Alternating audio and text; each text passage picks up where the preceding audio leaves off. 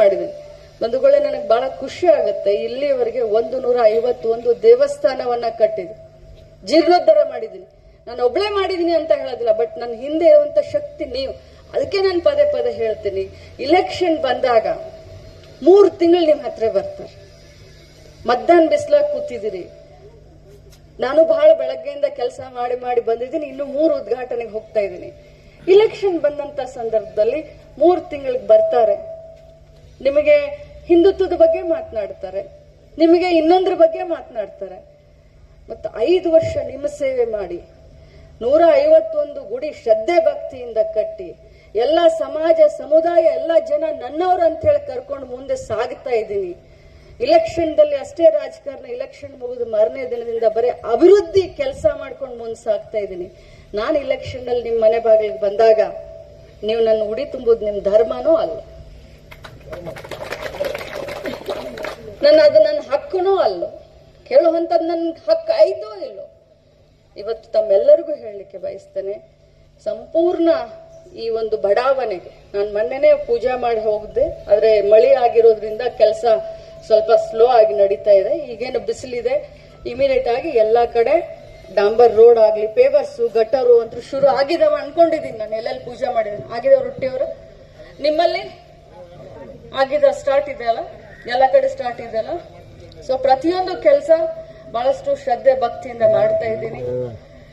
ಇನ್ನೂ ಮುಂಬರುವಂತ ದಿನದಲ್ಲಿ ಬಹಳ ಉತ್ತುಂಗಕ್ಕೆ ಈ ಕ್ಷೇತ್ರ ತೆಗೆದುಕೊಂಡು ಹೋಗ್ಬೇಕು. ಇಷ್ಟಕ್ಕೆ ನಿಲ್ಲೋದಲ್ಲ, ಬರೇ ರೋಡ್, ರಸ್ತೆ, ಗಟಾರ್ ಇಷ್ಟೇ ಅಲ್ಲ, ಗಾರ್ಡನ್, ಭವನ ಇಷ್ಟೇ ಅಲ್ಲ. ನಮ್ಮ ಕ್ಷೇತ್ರ ರಾಜ್ಯದಲ್ಲಿ ಮಾದರಿ ಕ್ಷೇತ್ರ ಮಾಡೋಣ. ಹೇಗೆ ಶರದ್ ಪವಾರ್ ಅವ್ರ ಕ್ಷೇತ್ರ ಅಂದ ತಕ್ಷಣ ಬಾರಾಮತಿ ಅಂತಾರೆ. ನಾ ಬಾರಾಮತಿ ಇನ್ನೂ ಹೋಗಿ ನೋಡಿಲ್ಲ, ನನಗೆ ಗೊತ್ತೂ ಇಲ್ಲ. ಬಟ್ ಪ್ರತಿಯೊಬ್ಬ ಪೊಲಿಟಿಷಿಯನ್ ಒಂದು ಮಾತು ಹೇಳ್ತಾರೆ ತಮ್ಮ ಭಾಷಣದಾಗ, ನಾವು ನಮ್ಮ ಕ್ಷೇತ್ರ ಬಾರಾಮತಿ ಮಾಡ್ತೀವಿ. ಬಹುಶಃ ಬಾರಾಮತಿ ಅಂದ್ರೆ ಸ್ವರ್ಗ ಅಂತ ಅನ್ಕೊಂಡಿದ್ದೀನಿ. ನೀವೇ ವಿಚಾರ ಮಾಡಿ, ಅದಕ್ಕೆ ನಾವು ಸರ್ವಾಂಗೀಣ ಅಭಿವೃದ್ಧಿ ಅಂತೀವಿ. ನೀವು ನನ್ನ ಕೇಳ್ರಿ, ನನಗೆ ನೀವೆಲ್ಲರೂ ಆಶೀರ್ವಾದ ಮಾಡಿ 7.5 ವರ್ಷ ಆಯ್ತು. ಇಲ್ಲೇ ಪಕ್ಕದಲ್ಲೇನೆ ನಾನು ಗಾರ್ಡನ್ ಮಾಡಿದೆ, ಲಕ್ಷ್ಮೀ ದೇವಸ್ಥಾನಕ್ಕೆ ಕೆಲಸನೂ ಮಾಡಿಕೊಟ್ಟೆ. ಅಲ್ಲಿಂದ ಇಲ್ಲಿ ಒಂದು 100 ಮೀಟರ್ ಐತೇನ್ರಿ,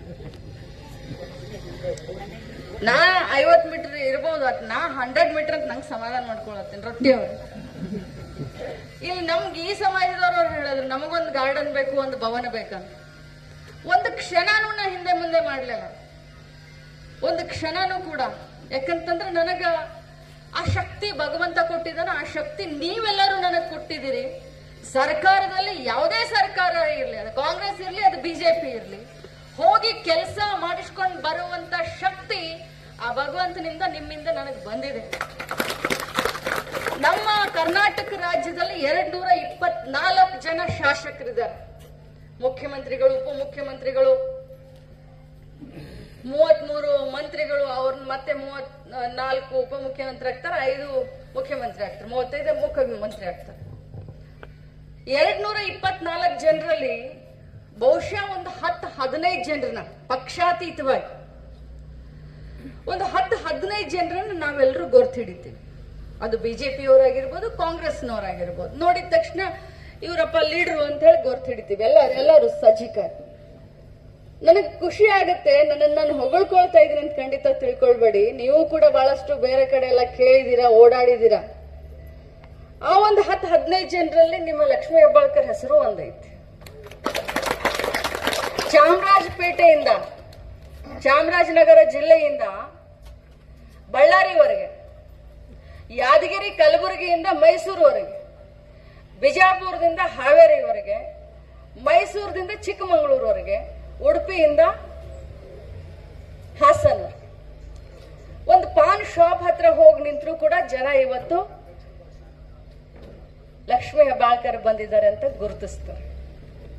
ಅದೇ ರೀತಿ ನಾನು ಕೆಲಸ ತೆಗೆದುಕೊಂಡು ಹೋದಾಗ ಯಾವುದೋ ಮಂತ್ರಿಗಳಿರ್ಲಿ, ಇವತ್ತು ಯಾವುದೋ IAS ಆಫೀಸರ್ ಇರ್ಲಿ, ಇವತ್ತು ಎದ್ದು ನಿಂತು ನನಗೆ ಮರ್ಯಾದೆ ಕೊಟ್ಟು ಚಾ ಕುಡಿಸಿ ನನ್ನ ಫೈಲ್ ಕ್ಲಿಯರ್ ಮಾಡಿ, ಅಮ್ಮ ಇನ್ನೊಮ್ಮೆ ನೀವು ನನ್ಗೆ ಬಂದಿಲ್ಲ, ನಮಗೆ ಮುಜುಗರ ಮಾಡಬೇಡ್ರಿ, ನಿಮ್ಮ ಕೆಲಸ ನಾವು ಮಾಡಿ ನಿಮ್ಮ PAಗೆ ಹೇಳ್ತೀವಿ ಅಂತ